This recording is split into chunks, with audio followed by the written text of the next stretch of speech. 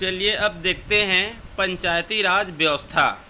आप सभी को पता होगा हमारे देश में जो मूल संविधान था उसमें कहना चाहिए अनुच्छेद 40, यहाँ पर मैं लिख दिया हूँ अनुच्छेद 40 हमारे भारतीय संविधान का जो मूल अनुच्छेद था, अर्थात जो मूल संविधान था, जो संविधान संशोधन के पहले था, उसमें पंचायती राज व्यवस्था का वर्णन अनुच्छेद 40 में था।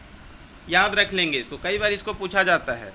भारतीय संविधान में पंचायती राज व्यवस्था का वर्णन संविधान के किस अनुच्छेद में था? मूल संविधान में, अर्थात संविधान संशोधन के पहले किस अनुच्छेद में था? तो आप लोग बताएंगे अनुच्छेद 40 में। क्लियर? लेकिन आप लोगों को मैं बताया हूँ जो भारतीय संविधान का अनुच्छेद होता है 36 से 51 तक, 36 से 51 तक, ये कहना चाहिए राज्य के नीति निर्देशक तत्व है। राज्य के नीति निर्देशक तत्व है, अर्थात इन अनुच्छेदों को कोर्ट द्वारा लागू नहीं किया जा सकता है। ये सरकार के ऊपर है, चाहे तो इसको लागू कर सकता है और यदि नहीं चाहेगा तो ये इसको लागू नहीं कर सकता है। अर्थात ये पूरी तरह से गवर्नमेंट के ऊपर है।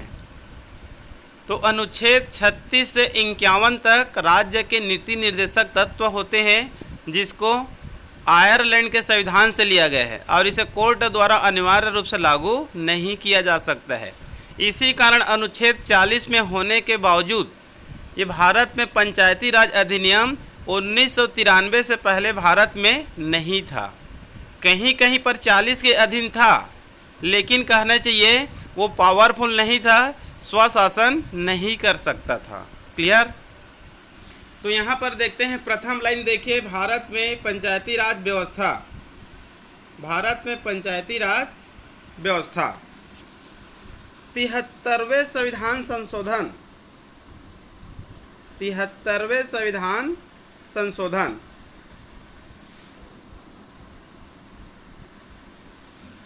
1993 में हुआ था।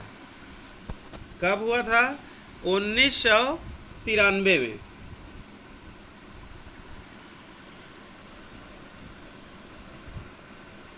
ये पंचायती राज व्यवस्था की शुरुआत 1993 से होती है, क्योंकि 1993 में ही 73वें संविधान संशोधन हुआ। अर्थात इससे पहले संविधान संशोधन पहला, दूसरा, तीसरा, चौथा, ऐसे बढ़ते बढ़ते बढ़ते हम लोग आगे गए। प्रथम संविधान संशोधन 1951 में हुआ था, 51 में। ठीक है, ये आगे बढ़ते बढ़ते 1993 में 73वें संविधान संशोधन हुआ और इसको संशोधन करने के बाद भारतीय संविधान के अनुच्छेद 243 के अंतर्गत क से ण तक में रखा गया। यदि आप कोई भी अनुच्छेद पाएंगे उसमें क, ख, ग, अंगा पाएंगे तो आप लोग ये समझ जाएंगे कि संविधान संशोधन करने के बाद उसको जोड़ा गया है। अर्थात पहले का जो मूल संविधान में ये नहीं था, इसी कारण क, ख, ग, घ, अंगा ऐसे जोड़ा जाता है। तो पंचायती राज व्यवस्था वर्तमान में भारतीय संविधान के अनुच्छेद 243 के अंतर्गत क से ण तक में है। ण से हम लोग आगे जाएंगे त से छ तक, तो उसमें नगरीय स्वशासन मिलेगा, नगर पालिका, नगर निगम, ठीक है, नगर पंचायत, इसका वर्णन मिलेगा, जिसको नगरीय प्रशासन या नगर में स्वशासन के नाम से जाना जाता है। उसका अध्ययन हम लोग इसके जस्ट बात करेंगे। ठीक है, आगे चलते हैं। इसका प्रारंभ कब हुआ? इसका प्रारंभ कब हुआ? तो आप लोगों को ये याद करना पड़ेगा, इसको भी कई बार पूछा जाता है। इनकी शुरुआत, पंचायती राज व्यवस्था की शुरुआत 2 अक्टूबर 1959 में हुआ था। 2 अक्टूबर अर्थात गांधी जी का जयंती है। महात्मा गांधी के जन्म 2 अक्टूबर को ही हुआ था। क्लियर? तो उसी के जन्म दिवस के दिन राजस्थान का एक नागौर ज़िला है, राजस्थान राज्य का एक नागौर ज़िला है, वहीं कहना चाहिए 2 अक्टूबर 1959 को प्रारंभ किया गया था अनुच्छेद 40 के अंतर्गत। क्लियर। आगे चलकर कहना चाहिए भारत सरकार ने ये विचार किया कि भारत के गांवों में पंचायती राज व्यवस्था अनिवार्य रूप से लागू होना चाहिए। तो इसके लिए कई कमेटी बनाई गई, कई समिति बनाई गई। अलग अलग समितियों ने अपना अपना फार्मूला दिया कि भारत में पंचायती राज व्यवस्था 2 स्तरीय होना चाहिए, 3 स्तरीय होना चाहिए, 4 स्तरीय होना चाहिए। मतलब अलग अलग कहना चाहिए अपना भारत सरकार को रिपोर्ट पेश किया गया। उनमें कहना चाहिए एक बलवंत राय मेहता है, बलवंत राय मेहता, इनकी समिति का सिफारिश था कि भारत में जो पंचायती राज व्यवस्था है वो त्रिस्तरीय होना चाहिए। ये भी एक बार कंपटीशन परीक्षा में पूछा गया था। जो पंचायती राज व्यवस्था है जो त्रिस्तरीय है, इसको कहना चाहिए कौन से समिति ने अनुशंसा किया था, तो उत्तर में आता है बलवंत राय मेहता समिति। इसके अंतर्गत त्रिस्तरीय के अंतर्गत एक होता है ग्राम पंचायत, एक होता है जनपद पंचायत और एक होता है जिला पंचायत। ये त्रिस्तरीय है, ग्राम पंचायत, जनपद पंचायत, जिला पंचायत। क्लियर। ग्राम पंचायत क्या है आप तो सभी लोगों को पता होगा। चलिए आगे देखते हैं ग्राम पंचायत। मान लो कहना चाहिए कोई एक ग्राम पंचायत है, आप लोग मनन कीजिए, आपका गांव एक ग्राम पंचायत है। ग्राम पंचायत में 2 या 3 गांव हो सकते हैं। यदि आपका गांव बड़ा है, यदि आपका गांव बड़ा है, जैसे कि छाल है खरसिया ब्लॉक में, छाल एक बड़ा गांव है, तो एक ही गांव मिलकर कहना चाहिए एक ग्राम पंचायत बनेगा। यदि आपका गांव छोटा है तो 3 छोटे छोटे गांव, 2 छोटे छोटे गांव मिलकर एक ग्राम पंचायत बनाते हैं। अर्थात ये माना गया है एक ग्राम पंचायत में कम से कम 1000 के आसपास वोटर होना चाहिए। यदि किसी गांव में 400 वोटर है, किसी गांव में 300 है और किसी गांव में 300 है, तो 3 गांवों को मिलाकर एक ग्राम पंचायत बना दिया जाता है। यदि आपका गांव कहना चाहिए बड़ा गांव है, जहां पर ऑलरेडी 2000, 3000, 4000 कहना चाहिए वोटर है, मत देने वाले हैं, तो वहां पर एक ही गांव को एक ग्राम पंचायत बना दिया जाता है। क्लियर। तो यहाँ पर देखते हैं ग्राम पंचायत। मान लो एक ग्राम पंचायत में 18 वार्ड है। आप लोग सभी जानते हैं प्रत्येक ग्राम पंचायत में वार्ड होते हैं। यहाँ से यहाँ तक पहला वार्ड, वहाँ से वहाँ तक दूसरा वार्ड, आगे वहाँ से वहाँ तक तीसरा वार्ड। ठीक है। तो इस प्रकार से हम लोग देखेंगे तो पूरी ग्राम पंचायत में 15 से 20-25 तक वार्ड होते हैं। यदि कोई ग्राम पंचायत बड़ा है तो वहाँ पर 25 वार्ड हो सकते हैं। यदि कोई ग्राम पंचायत छोटा है तो वहाँ पर 15 वार्ड हो सकते हैं। क्लियर। और प्रत्येक वार्ड में जो चुनाव होता है उसको कहा जाता है पंच का चुनाव। क्या चुनाव कहा जाता है? पंच का चुनाव। मतलब प्रत्येक वार्ड में एक पंच का चुनाव होगा। मान लो एक ग्राम पंचायत में 18 वार्ड है तो 18 वहाँ पर पंच रहेंगे। क्लियर। 18 वार्ड में 18 ही पंच रहेंगे, 17 या फिर 19 कभी भी नहीं रह सकते। क्लियर। और इनका चुनाव डायरेक्ट होगा। डायरेक्ट चुनाव आप लोग को मैं पिछली वीडियो में बताया था। जब जनता डायरेक्ट वोट देते हैं, जब भारत की जनता डायरेक्ट वोट देते हैं, अपने हाथों से मत देते हैं, चाहे वो मत पत्रक रूप में हो चाहे ईवीएम मशीन में हो, तब वह चुनाव डायरेक्ट अर्थात प्रत्यक्ष कहलाता है। तो जो पंच का चुनाव होता है, सरपंच का चुनाव होता है, बीडीसी का चुनाव होता है, डीडीसी का चुनाव होता है, ये सब डायरेक्ट चुनाव होते हैं। क्योंकि आप सभी को पता है, ठीक है, आप मान low middle school high school के स्टूडेंट्स हैं तो आप वोट तो नहीं दिए हैं, लेकिन अभी के जो स्टूडेंट्स हैं वो जागरूक होते हैं। उनको पता है, उनके जो माता पिता है, भैया भाभी है, जब पंचायत का चुनाव होते हैं तो 4 वोट देकर आते हैं। एक होता है पंच, एक होता है सरपंच, एक होता है बीडीसी और एक होता है डीडीसी। ठीक है, इसको क्लियर करने के लिए मत पत्र की कलर भी क्या होती है, अलग अलग होती है, ताकि कहना चाहिए जो निरक्षर व्यक्ति होते हैं वो कंफ्यूज ना हो। ठीक है, और आपका जो वार्ड में जो चुनाव होता है या फिर पंच, सरपंच, बीडीसी, डीडीसी का चुनाव होगा, मतपत्र कलर के साथ में उसमें एक चुनाव चिन्ह भी होता है। ठीक है, कि अमुक व्यक्ति का चुनाव चिन्ह फलाना है, अमुक व्यक्ति का ये है, तभी कहना चाहिए क्लियर हो पाता है। और आप मत देते समय अपने मनपसंद जो कैंडिडेट्स होते हैं उसका उसमें नाम भी होता है और उसमें उसका चुनाव चिन्ह भी होता है। चुनाव चिन्ह इस कारण दिया जाता है कि कुछ लोग जो पुराने लोग हैं, मान लो निरक्षर हैं और वो नाम को नहीं पढ़ पाए, लेकिन उसका जो चुनाव चिन्ह रहेगा, जैसे कि हल है, फावड़ा है, साइकिल है, चश्मा है, ट्रैक्टर है, इसको आसानी से पहचान लेते हैं और अपने मनपसंद कैंडिडेट को आसानी से वोट दे सकते हैं। क्लियर?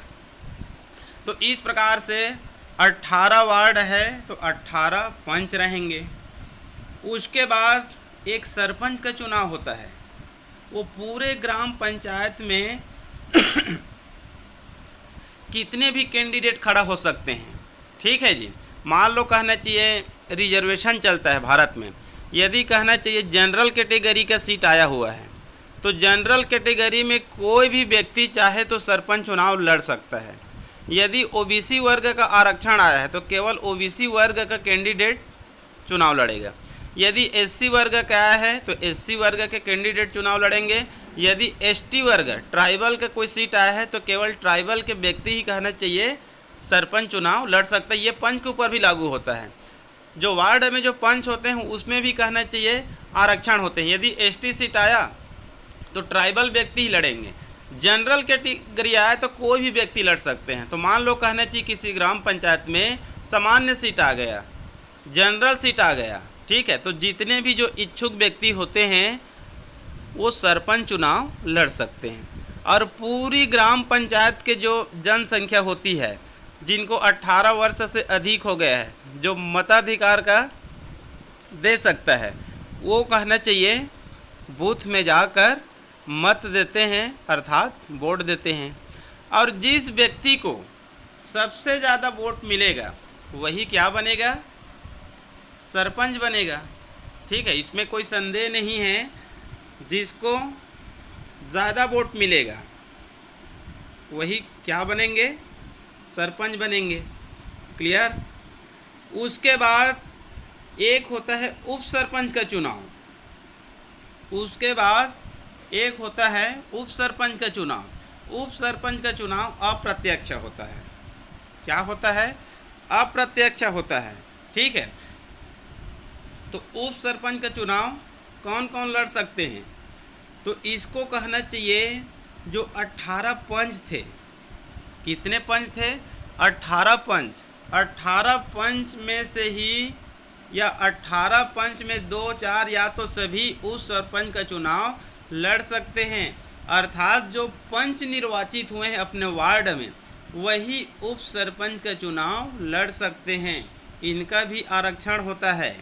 यदि ओबीसी वर्ग का सीट है तो ओबीसी वर्ग के जो पंच होते हैं वही उप सरपंच का चुनाव लड़ सकते हैं। क्लियर? तो ये जो 18 पंच है ये कहना चाहिए चुनाव लड़ेंगे। और इसको वोट कौन देते हैं? पंच ही देते हैं, जनता नहीं देती है। इसी कारण इसको इनडायरेक्ट इलेक्शन, अप्रत्यक्ष चुनाव कहा जाता है। क्लियर? लेकिन आप लोग यहाँ पर एक ध्यान देंगे, 18 पंच है तो 18 पंच ही वोट नहीं देंगे। एक सरपंच भी होते हैं, एक सरपंच भी होते हैं, ये भी वोट देने का अधिकार रखता है। अर्थात यहाँ पर 19 वोट हो गया।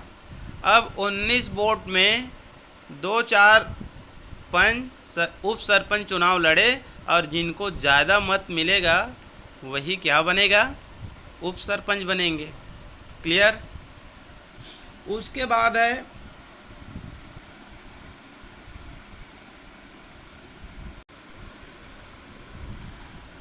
बाद है बीडीसी और डीडीसी।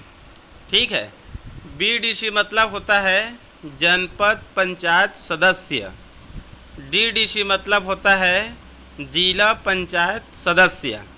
ठीक है, तो जो 4 मत देते हैं उसमें तीसरा मत होता है बीडीसी का और चौथा होता है डीडीसी का। क्लियर। तो आगे अध्ययन करते हैं अब ग्राम पंचायत के कार्य। ग्राम पंचायत के कार्य, ग्राम पंचायत के कार्य तो बहुत अधिक होते हैं। ठीक है, यहाँ पर हम लोग उनका विस्तृत अध्ययन नहीं करेंगे, लेकिन 1-2 कार्य है उसको मैं बताना चाहूँगा। ग्राम पंचायत के जितने भी कार्य होते हैं, ग्राम पंचायत के जितने भी कार्य होते हैं वो ग्राम सभा पर ही डिपेंड करता है। किस पर डिपेंड करता है? ग्राम सभा पर।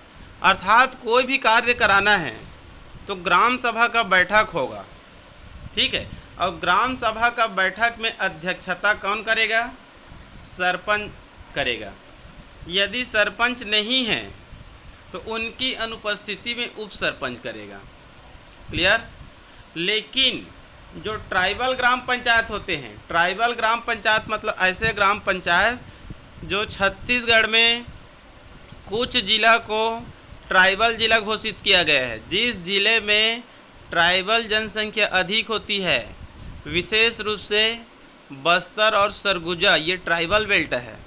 ठीक है, एजुकेशन के अंतर्गत ये जो रायगढ़ है, जसपुर है, ये भी ट्राइबल बेल्ट है। तो यहाँ की जो ग्राम पंचायत होती है वहाँ ग्राम सभा का बैठक होगा, तो वहाँ सरपंच या उप सरपंच ग्राम सभा की अध्यक्षता नहीं करेंगे। इसको याद रख लेंगे, इसको कई बार पूछा जाता है।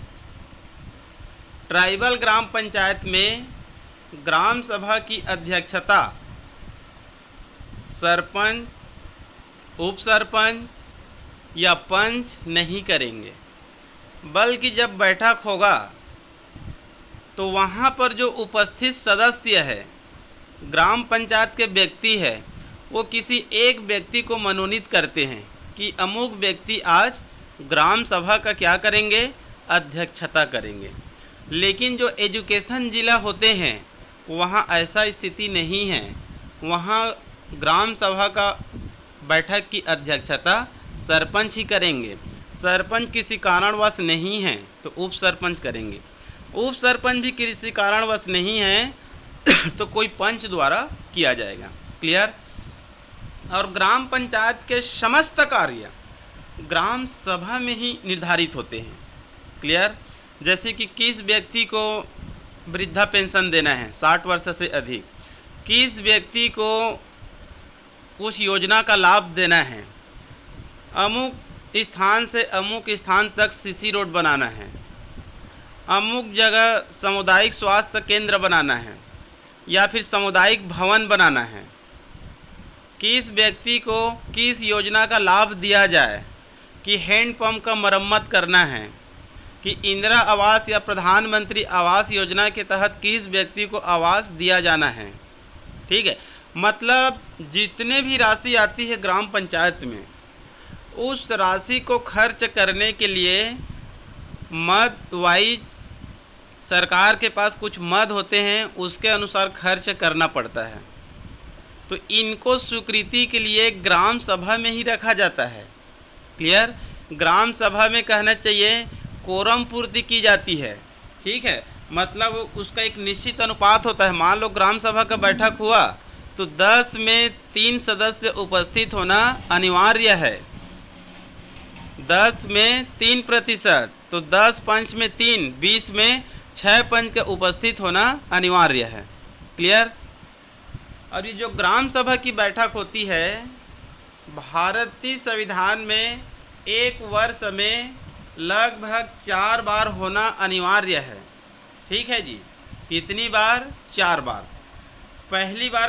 पहला कब होगा? 23 जनवरी के आसपास। सेकंड कब होगा? 14 अप्रैल के आसपास। 14 अप्रैल भीमराव अंबेडकर का जन्म दिवस है। तीसरा कब होगा? 2 अक्टूबर। 2 अक्टूबर गांधी जयंती है। और एक कहना चाहिए जून के आसपास, अर्थात ग्राम सभा की बैठक वर्ष में 4 बार अनिवार्य रूप से होना चाहिए। क्लियर? दूसरा कार्य है ग्राम पंचायत चाहेगा तो संपत्ति कर लगा सकता है, लेकिन कोई भी ग्राम पंचायत अभी तक संपत्ति कर नहीं लगाते हैं। संपत्ति कर मतलब घरों में एक कर लगाया जाता है। ये एक बार आया था नगर पंचायत में, इसको लगाया जाता है। क्लियर? बाजार कर लगा सकता है, स्वच्छता कर लगा सकता है। बाजार कर तो कई जगह देखने को मिलता है, अर्थात जो बड़े ग्राम पंचायत होती है वहाँ बाजार लगते हैं, उससे पहले कहना चाहिए बाजार का ठेका किया जाता है 20,000, 25,000, 30,000, 40, 50,000 तक एक वर्ष के लिए। तो जो मान लो 40,000 में जो ठेके हुआ है वो 40,000 ग्राम पंचायत के खाते में जमा होगा। इसी प्रकार से चाहेगा तो स्वच्छता कर भी लगा सकता है ग्राम पंचायत। क्लियर? उसके बाद है जनपद पंचायत। त्रिस्तरीय में पहला पंचायत ग्राम पंचायत और सेकंड है जनपद पंचायत। क्लियर?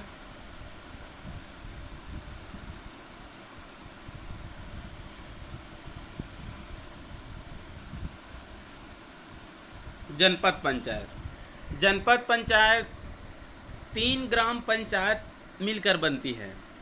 ठीक है? आप लोग देखे होंगे चुनाव के समय जो बीडीसी का चुनाव होता है वो 3 ग्राम पंचायत मिलकर होते हैं, अर्थात जो बीडीसी का चुनाव लड़ेंगे उसको 3 जगह अपना प्रचार करना पड़ेगा। एक ग्राम पंचायत, दूसरा ग्राम पंचायत और तीसरा ग्राम पंचायत। तीनों जगह काउंटिंग होगा उसका। तीनों जगह काउंटिंग होगा तो जिस बीडीसी को ज़्यादा वोट मिलेंगे वह क्या बनेंगे? बीडीसी बनेंगे। क्लियर? एक उदाहरण लेते हैं। ठीक है जी, एक उदाहरण लेते हैं एक ब्लॉक का। मान लो किसी ब्लॉक में 60 ग्राम पंचायत है, किसी ब्लॉक में 60 ग्राम पंचायत है। ठीक है? तो वहाँ पर 20 बीडीसी रहेंगे। कितना बीडीसी रहेंगे? 20, क्योंकि 3 ग्राम पंचायत में एक बीडीसी, तो 60 ग्राम पंचायत में 20 बीडीसी बनेंगे। अपने ब्लॉक को आप लोग मनन कर सकते हैं। आपका धर्मजयगढ़ ब्लॉक है कि खरसियाँ हैं कि अन्य ज़िले में कोई भी ब्लॉक हो सकता है। क्लियर? तो जनरली तौर पर ये देखा जाता है एक ब्लॉक में 60-70 ग्राम पंचायत होते हैं। तो मान लो 60 है तो 20 बीडीसी बनेंगे। क्लियर? उसके बाद ये जो बीडीसी बनते हैं ये तो डायरेक्ट चुनाव हो गया क्योंकि वोट जनता देती है। अब आगे चलकर ये जो 20 बीडीसी होते हैं, आगे चलकर ये इसमें से एक अध्यक्ष का चुनाव होगा और एक उपाध्यक्ष का होगा। दोनों का चुनाव अलग अलग होगा। कई बार स्टूडेंट कंफ्यूज होते हैं कि जिसको ज़्यादा वोट मिला वो अध्यक्ष बनेंगे और सेकंड सबसे ज़्यादा मिला वो उपाध्यक्ष बनेंगे। ऐसा नहीं है, दोनों का चुनाव अलग होगा। ये जो 20 बीडीसी हैं इनमें से कोई अध्यक्ष का चुनाव लड़ेंगे। ये भी आरक्षण होता है। जनरल कैटेगरी है तो 20 में से कोई लड़ सकता है। ओबीसी है तो ओबीसी कैंडिडेट लड़ेंगे अध्यक्ष के लिए। एसटी है तो एसटी, एससी है तो एससी। क्लियर? और यहाँ पर वोट कौन कौन लोग दे सकते हैं? ये 20 बीडीसी ही देंगे। अब ये 20 में से कहना चाहिए जिस व्यक्ति को ज़्यादा वोट मिला वो क्या बनेंगे? जनपद पंचायत अध्यक्ष बनेंगे। और दूसरा चुनाव हुआ उपाध्यक्ष का, जिसको ज़्यादा वोट मिला वो क्या बनेंगे? उपाध्यक्ष बनेंगे। ये दोनों ही चुनाव किस प्रकार का होगा? अप्रत्यक्ष चुनाव होगा। क्लियर? अब आगे चलते हैं जिला पंचायत। अब आगे चलते हैं जिला पंचायत। इनको डीडीसी कहा जाता है। क्या कहा जाता है? डीडीसी, जिला पंचायत चुनाव या जिला पंचायत सदस्य। इसमें जो कहना चाहिए लगभग 20 ग्राम पंचायत मिलकर एक डीडीसी को चुनते हैं। ये ज़्यादा भी हो सकता है, 20, 25, 30 भी हो सकता है। एक उदाहरण है 20, 25, 30 ग्राम पंचायत में एक डीडीसी होते हैं। तो एक उदाहरण लेते हैं पूरी जिला में उदाहरण लेते हैं 20 डीडीसी बनेंगे। 25-30 ग्राम पंचायतों में एक डीडीसी। तो एक उदाहरण लेते हैं, पूरी जिला में 20 के आसपास डीडीसी होते हैं। ठीक है, इसको और ज़्यादा डिटेल करने की आवश्यकता नहीं है। जिसको ज़्यादा वोट मिलेगा वो डीडीसी बनेंगे। क्लियर? अपने अपने क्षेत्र में डीडीसी क्रमांक 1, डीडीसी क्रमांक 2, डीडीसी क्रमांक 3, 4 ऐसे 20 तक जाएगा। इसमें भी आरक्षण होता है। यदि डीडीसी क्रमांक 10 में एसटी सीट आया है तो एसटी कैंडिडेट ही चुनाव लड़ेंगे, दूसरा नहीं लड़ सकते। क्लियर? भारत में अलग अलग राज्यों में स्थिति थोड़ा अलग है, लेकिन अपने छत्तीसगढ़ में महिलाओं को 33% इसमें आरक्षण दिया गया है। 33। ठीक है, अब 33 से इसको कहीं कहीं 50% कर दिया गया है, अर्थात महिलाएं 50% आरक्षण मिलेंगे उनको। क्लियर? उसके बाद जिला पंचायत अध्यक्ष और उपाध्यक्ष, जिस प्रकार से जनपद पंचायत अध्यक्ष और उपाध्यक्ष का चुनाव अलग अलग होता है और अप्रत्यक्ष होता है, उसी प्रकार से ये जो 20 डीडीसी है ये आगे चलकर जिला पंचायत अध्यक्ष का चुनाव लड़ेंगे। जिसको ज़्यादा वोट मिलेगा वो अध्यक्ष बनेंगे।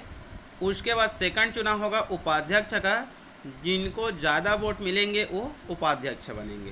क्लियर? और ये दोनों चुनाव भी क्या होते हैं? अप्रत्यक्ष होते हैं, अर्थात डायरेक्ट जनता वोट नहीं देती है। क्लियर? जिला पंचायत का कार्य देखते हैं। जिला पंचायत का मुख्य कार्य यह होता है कि राज्य सरकार से जो पैसा आती है, राज्य सरकार से ग्राम पंचायत के लिए जो पैसा आती है वो डायरेक्ट ग्राम पंचायत में नहीं आती है। राज्य सरकार से पैसा कहाँ आती है? जिला पंचायत में आती है। क्लियर? अब जिला पंचायत उस राशि को ग्राम पंचायत में क्या करता है? भेजने का कार्य करता है। क्लियर? अब आगे देखेंगे हम लोग समिति। यहाँ से भी अधिकांश क्वेश्चन आते रहते हैं। ठीक है, कि ग्राम पंचायत में, जनपद पंचायत में, जिला पंचायत में क्या क्या समिति होते हैं। क्लियर? यहाँ से अधिकांश क्वेश्चन आते रहते हैं कंपटीशन एग्ज़ाम में। तो यहाँ पर हम लोग देखते हैं पहले ग्राम पंचायत के समिति। ग्राम पंचायत, जनपद पंचायत, जिला पंचायत, तीनों में ही 5-5 समिति होते हैं। समिति के अंतर्गत और कुछ छोटे समिति हो सकते हैं, उसका अध्ययन यहाँ पर अभी नहीं करेंगे। क्लियर? तो ग्राम पंचायत के 5 समिति, पहला है सामान्य प्रशासन समिति, शिक्षा और स्वास्थ्य समिति, कृषि पालन, पशुपालन, मत्स्य पालन समिति, निर्माण समिति, राजस्व और वन समिति। ये 5 समिति होते हैं। क्लियर? 5 समिति का नाम आप लोग याद रख लेंगे। सामान्य प्रशासन समिति, शिक्षा एवं स्वास्थ्य समिति, कृषि पालन, पशुपालन, मत्स्य पालन समिति, निर्माण समिति और राजस्व व वन समिति। क्लियर? यहाँ से क्वेश्चन आते हैं। जो सामान्य प्रशासन समिति होते हैं इसमें पावरफुल होते हैं। जब सामान्य प्रशासन समिति का बैठक होगा तो इनकी अध्यक्षता कौन करेगा? तो सामान्य रूप से ग्राम पंचायत का पावरफुल व्यक्ति होता है सरपंच।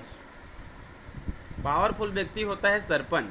तो सामान्य प्रशासन समिति की बैठक होगा तो अध्यक्षता कौन करेगा? सरपंच ही करेगा। क्लियर? उसके बाद है दूसरा शिक्षा। इसको भी याद रख लेंगे, यहाँ से भी क्वेश्चन आते हैं।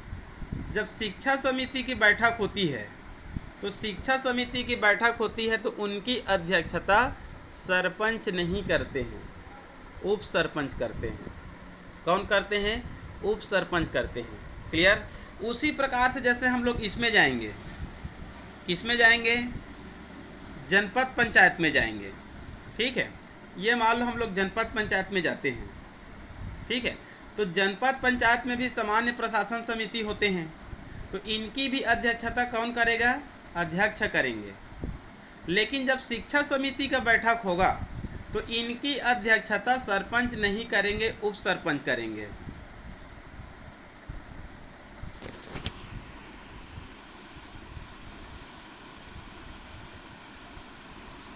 इनकी अध्यक्षता कौन करेंगे? शिक्षा समिति का उपाध्यक्ष करेंगे। क्लियर? ठीक है जी। तो यहाँ पर आप लोग याद रख लेंगे, इसमें भी 5 समिति है।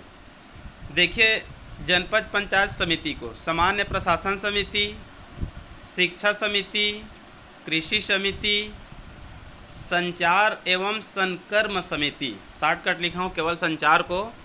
और 5वां समिति का नाम होता है सहकारिता एवं उद्योग, सहकारिता एवं उद्योग।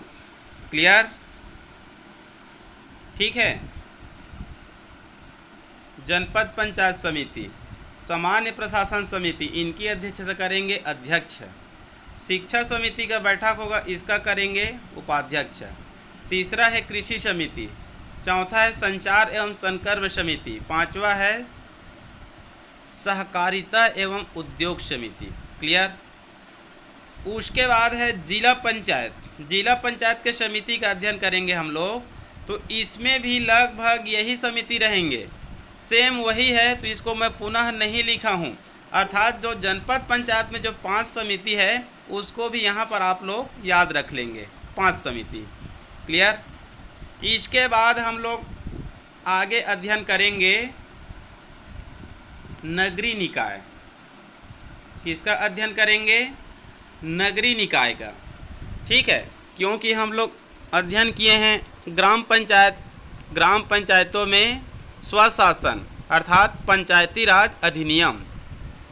एक बार पूछा गया था छत्तीसगढ़ में ग्राम पंचायतों की संख्या कितनी है, तो ये लगातार बदलते रहते हैं हर 5 वर्ष में। वर्तमान में ग्राम पंचायत की संख्या है छत्तीसगढ़ में 11,644। 11,644, इसको आप लोग याद रख लेंगे। ठीक है जी।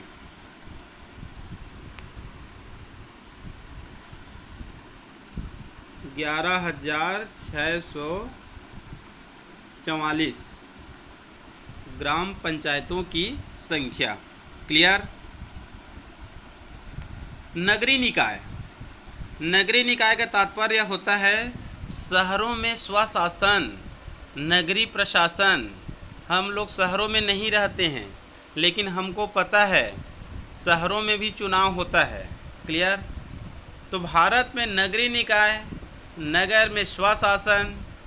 ठीक है, ये कहना चाहिए 74वें संविधान संशोधन, 73वें के बाद 74वें संविधान संशोधन, ये भी हुआ था 1993 में ही।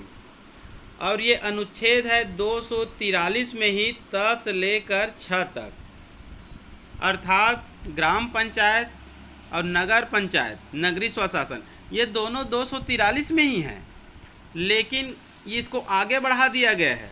ये है 243 में 10 से लेकर 6 तक। क्लियर?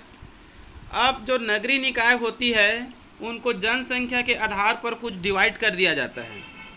ठीक है, जिसमें जनसंख्या कम होती है लेकिन नगर है तो उसको नगर पंचायत, जिनमें जनसंख्या और अधिक हो गई तो उसको नगर पालिका,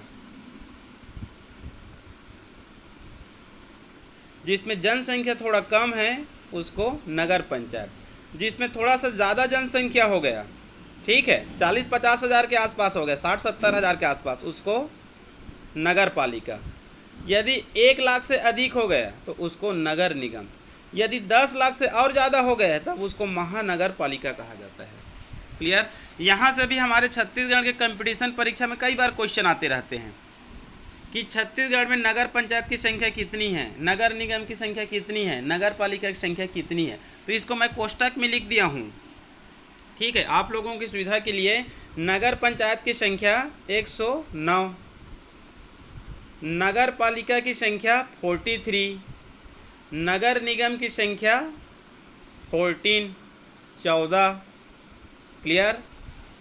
महानगर पालिका, छत्तीसगढ़ में महानगर पालिका नहीं है।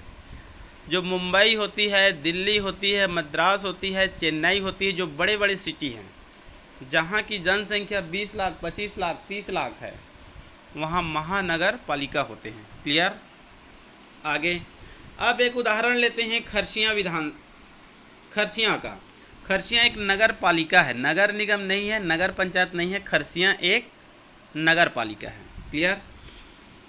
अब एक उदाहरण लेते हैं, मान लो खरसियाँ एक नगर पालिका है, यहाँ पर वार्ड की संख्या 20 है, तो प्रत्येक वार्ड में पार्षद का चुनाव होता है। ग्राम पंचायत में पंच का चुनाव होता है, शहरों में पार्षद का चुनाव होता है, नाम को बदल दिया गया है। ठीक है, यहाँ से यहाँ तक वार्ड क्रमांक 1, वहाँ से वहाँ तक 2, 3, 4, 5, इस प्रकार से मान लो 20 वार्ड है, तो 20 वार्ड में 20 पार्षद बनेंगे। यहाँ पर भी आरक्षण होते हैं, जिसका सीट है वही चुनाव लड़ेंगे, दूसरा कोई चुनाव नहीं लड़ सकते। क्लियर? महिलाओं को भी आरक्षण मिलेगा। अब 20 वार्ड है तो इसमें ज़्यादा दिमाग हमको लगाना ही नहीं है, 20 पार्षद बनेंगे। और यहाँ पर एक शब्द और याद रखेंगे, इसमें जो चुनाव होता है वो पार्टी युक्त होता है, अर्थात भाजपा, कांग्रेस, बीएसपी ऐसे होगा। ग्राम पंचायत चुनाव में पार्टी वाइज नहीं होता है, उसमें जो चुनाव चिन्ह होता है फावड़ा का हो सकता है, कुर्सी का हो सकता है, चश्मा का हो सकता है, गिलास का हो सकता है, हाथी का हो सकता है, ट्रैक्टर का हो सकता है, अलग अलग होते हैं, क्योंकि वो चुनाव चिन्ह पार्टी वाइज नहीं है। पार्टी तो यहाँ पर कांग्रेस है तो पंजा मिलेगा, भाजपा है तो कमल मिलेगा, बीएसपी है तो हाथी मिलेगा। ठीक है, इस प्रकार से तो जो नगरीय निकाय का चुनाव होता है कुछ समय से पार्टी युक्त हो गए, पार्टी के आधार पर होता है। क्लियर? और ये प्रत्यक्ष चुनाव होगा पार्षद का। उसके बाद खरसिया में एक उदाहरण है, ये एक अध्यक्ष का चुनाव होगा और एक उपाध्यक्ष का चुनाव होगा, दोनों का चुनाव अलग अलग होगा। ठीक है, और ये चुनाव कौन लड़ेंगे? ये जो 20 पार्षद होते हैं वही लड़ेंगे। क्लियर? अब ये 20 पार्षद में कितने भी खड़ा हो सकते हैं आरक्षण के अनुसार, जिसको ज़्यादा वोट मिला वो अध्यक्ष बनेंगे अप्रत्यक्ष चुनाव से। और दूसरा चुनाव होता है उपाध्यक्ष का। उपाध्यक्ष का चुनाव होगा, जिसको ज़्यादा वोट मिलेगा वो क्या बनेंगे? उपाध्यक्ष बनेंगे।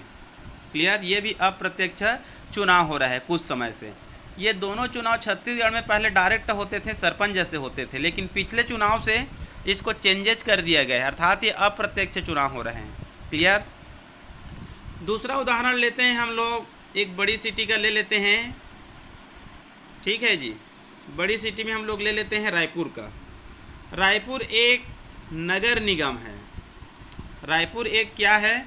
छत्तीसगढ़ का सबसे बड़ा कहना चाहिए नगर निगम कह सकते हैं। ठीक है, अब यहाँ पर वार्ड की संख्या मान लो 50 है, तो वार्ड की संख्या 50 है तो पार्षद कितने बनेंगे? 50 ही बनेंगे, इसमें ज़्यादा दिमाग लगाना ही नहीं है। और इनका भी चुनाव कैसे होगा? प्रत्यक्ष होगा, पार्टी युक्त होगा, पार्टी पर आधारित डायरेक्ट चुनाव। अब इसके बाद जो 50 पार्षद हैं, इनमें से कोई आगे चलकर महापौर का चुनाव लड़ेंगे। महापौर कहा जाता है नगर निगम में, मेयर कहते हैं इंग्लिश में। ये भी आरक्षण के अनुसार होता है। यदि कहना चाहिए जनजाति का कोई सीट आया है, यदि ओबीसी का सीट आया है, यदि एससी का सीट आया है, तो उसी वर्ग के जो कैंडिडेट जो पार्षद होते हैं वही महापौर का चुनाव लड़ेंगे। क्लियर? और जिनको ज़्यादा वोट मिलेगा वही क्या बनेंगे? महापौर बनेंगे। क्लियर? तो ये हो गया आप लोगों का नगरीय निकाय। क्लियर? आप लोगों को ये पता होगा जैसे कि एक होता है ग्राम पंचायत। क्या होता है? मान लो ग्राम पंचायत। ठीक है, ये हो गया ग्राम पंचायत, सॉरी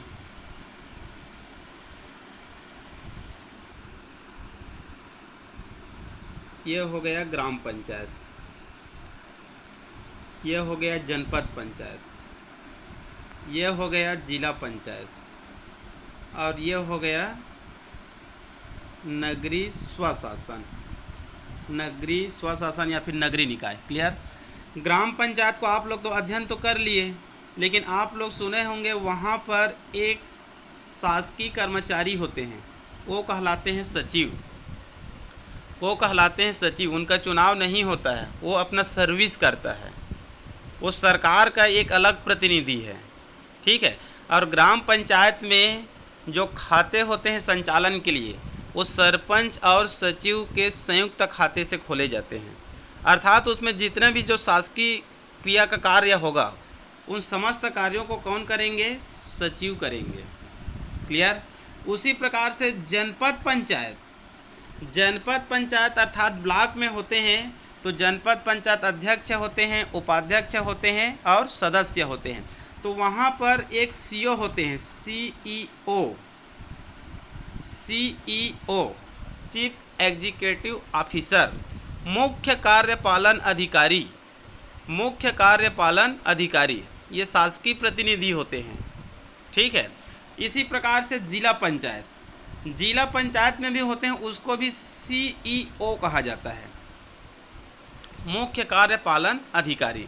लेकिन जो जनपद पंचायत के सीईओ होते हैं ये छोटा पद है, और जो जिला पंचायत के सीईओ होते हैं यहाँ पर कई बार एसडीएम रैंक के डिप्टी कलेक्टर आईएएस को यहाँ पर बैठाया जाता है।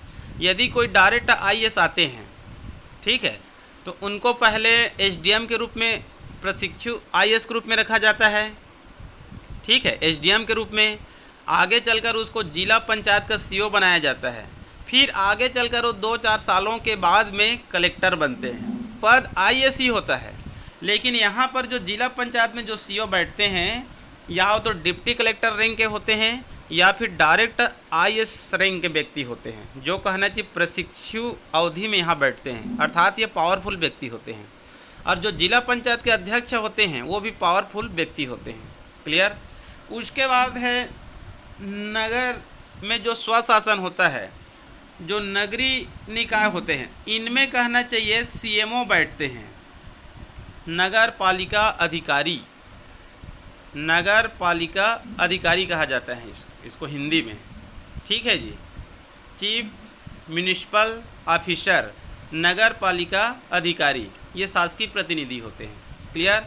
तो यहाँ पर लगभग आप लोगों का मेरे ख्याल से फंडामेंटल क्लियर हो गया होगा कि ग्राम पंचायत क्या है, जनपद पंचायत क्या है, जिला पंचायत क्या है, नगरीय निकाय क्या है, जनपद पंचायत में चुनाव कैसे होते हैं, जिला पंचायत में चुनाव कैसे होते हैं, नगरीय निकाय में चुनाव कैसे होते हैं, और विशेष रूप से ग्राम पंचायत में पंच का चुनाव कैसे होता है, सरपंच का कैसे होता है, बीडीसी का कैसे होता है, डीडीसी का कैसे होता है, उप सरपंच कैसे बनते हैं, ग्राम पंचायत में कार्य कैसे होता है। ठीक है जी। तो आज के लिए केवल इतना ही।